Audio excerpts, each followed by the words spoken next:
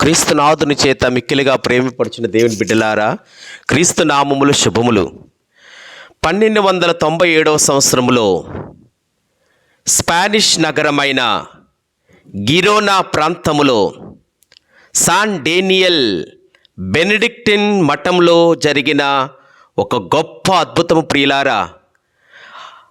అనుమానించిన యాజకుడు గురువు ప్రతిరోజు దివ్య పూజా బలులు సమర్పిస్తూ ఉంటాడు.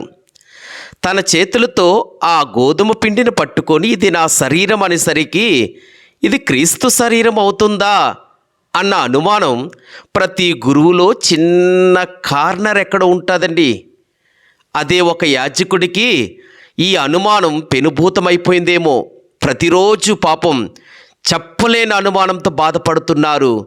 క్రీస్తు నిజంగానే ఆ రొట్టె రూపంలో ఉంటారా లేదా తీవ్రమైన సందేహంలో ఉన్నాడు ఆ గురువు.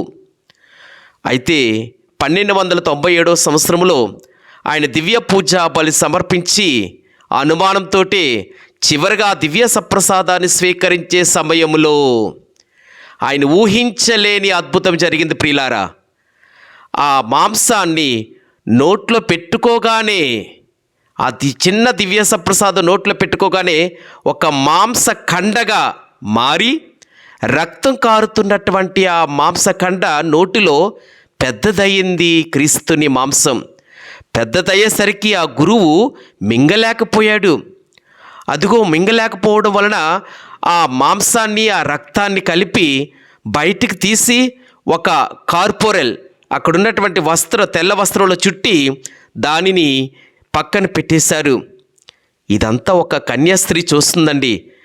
ఆ దేవాలయంలో పైన బాల్కనీ నుంచి ఒక సిస్టర్ గారు దీనిని అబ్జర్వ్ చేస్తున్నారు.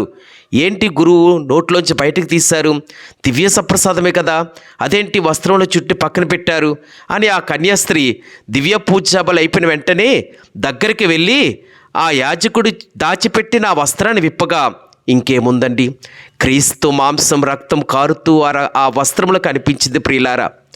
ఆ ఫాదర్ గారికి చెప్పేసరికి ఆ ఫాదర్ గారు వెంటనే మోకాలేసి ఆరాధించి, ఇదిగో నేను ఎప్పటి నుంచో సందేహంతో బాధపడుతున్నాను, ఈరోజు ప్రభు మాంసాన్ని నా నోట్లో పెట్టాడు, నా కంటికి కనిపించినట్లుగా నాకు దేవుడిచ్చినటువంటి అద్భుతం ఇదని ఆ గురువు ఆ సందేహాన్ని దేవునికి కృతజ్ఞతా స్తోత్రాలు చెల్లించుకుంటూ వెంటనే పాప సంకీర్తనం కూడా ఆ గురువు చేసి ఉన్నాడు ప్రియులారా.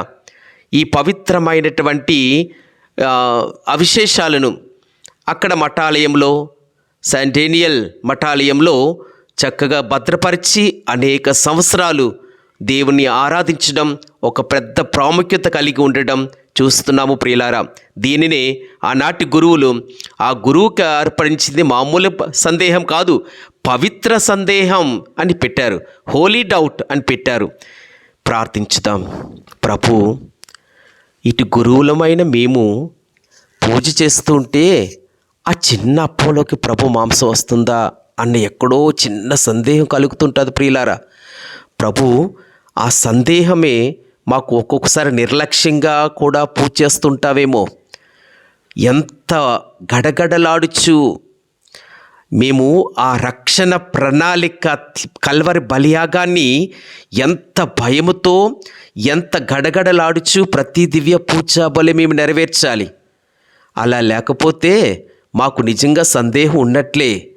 కనుక క్రీస్తు స్థానములో నిలబడిన గురువులుగా మా విశ్వాసమును బలపరిచి మా దృష్టిని మనోనేత్రాలు అనగా విశ్వాసపు నేత్రాలతో దివ్య పూజాబలిని చేసే భాగ్యమును అనుగ్రహించమని మా నాథుడైన క్రీస్తు ద్వారా మనవి చేయించున్నాము.